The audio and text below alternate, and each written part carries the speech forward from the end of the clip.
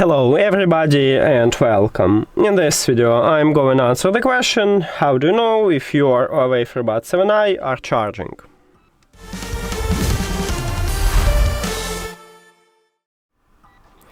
And we have few options how to check it. The first one, we can connect charging case to the power. At the bottom we have USB-C port. So let's do this. Now if you see the LED light on the front side, meaning that your charging case are charging.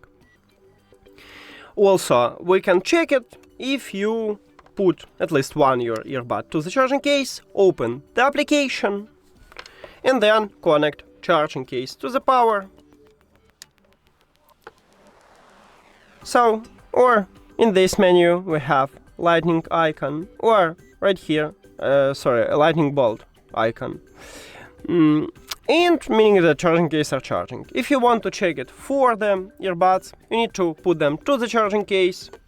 Firstly check how much battery you have right now, then put them to the charging case and close the case. After 10 minutes or 15, it's up to you, you can check is this level changed.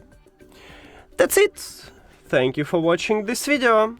If you found it helpful, please consider subscribing to channel and leave the like on the video.